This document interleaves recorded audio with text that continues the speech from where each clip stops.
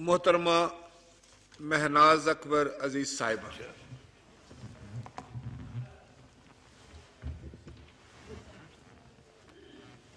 بسم اللہ الرحمن الرحیم. جناب اسپیکر، سب سے پہلے تو میں پرائم منسٹر شہباز شریف صاحب کو مبارکباد پیش کرتی ہوں کہ وہ اس اہم منصب پر، اس اہم موقع پر اور ایک بہت چیلنجنگ ٹائم پر آئے ہیں. And he is known to be very hard working implementer, جس کی کہ ہمیں ضرورت تھی اور ہم نے پچھلے 4 سال میں اس کو بہت مس کیا. سر، میں آپ کو دلی مبارکباد پیش کرتی ہوں، اور میں نے 2 دن آپ کی انداز کو دیکھا اسمبلی چلانے کو. 4 سال میں پہلی دفعہ اسمبلی میں آئی ہوں، الیکٹڈ ریپرزینٹیٹو ہوں.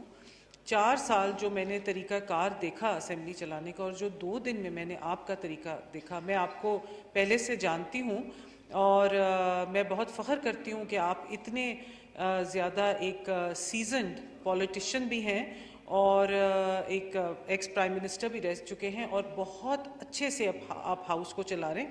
اور آج جو پہلے تقاریر ہوئیں اور اس میں اس بات کا ذکر ہوا کہ جو پولرائزیشن پھیلائی جا چکی ہے، وہ اس پہ مرہم جو ہے وہ یہ ہاؤس رکھ سکتا ہے.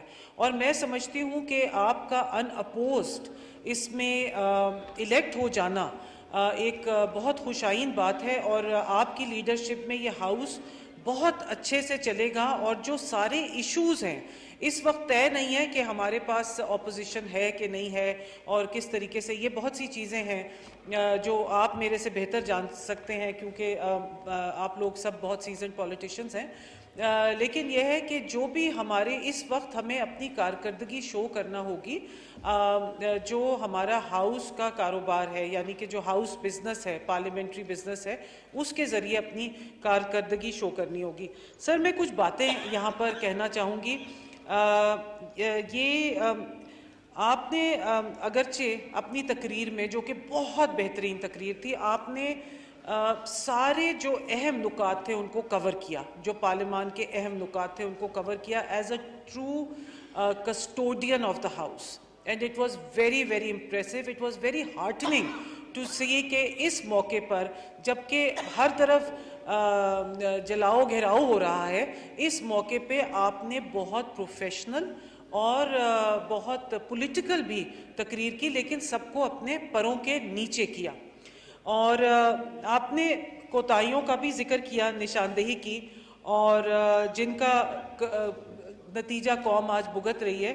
مگر آپ کا ظرف تھا اور آپ کا یہ آپ کی سیٹ تھی کہ آپ نے چہروں کو بے نقاب نہیں کیا، اور آپ کی کرسی کا تقاضا تھا.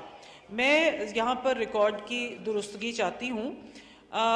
یہ میں بتاؤں گی کہ، اور باقی لوگ بھی، میرے جو ساتھی ہیں، میرے جو کولیگز ہیں، ممبرز ہیں، وہ بھی بار بار اس بات کا ذکر کر رہے ہیں.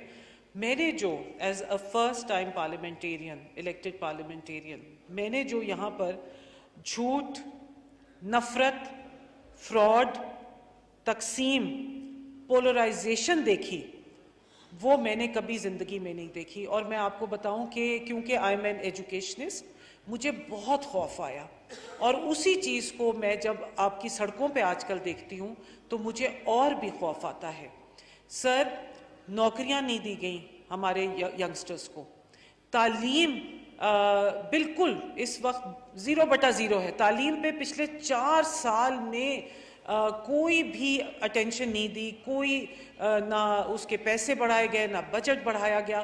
صرف میں بتاتی ہوں کہ جو ہماری بڑھتی ہوئی آبادی میں جو ہمارا یوتھ ہے، جو ہمارا 50% یوتھ جو ہے 18 ایئرز اینڈ بلو ہے، اس کو استعمال کیا جا رہا ہے بہت سوچی سمجھی اسکیم کے تحت، اور ان کے ذریعے نفرت کی آگ پھیلائی جا رہی ہے، کیونکہ یہ بچے ہیں اور ان کے کچے دماغ ہیں.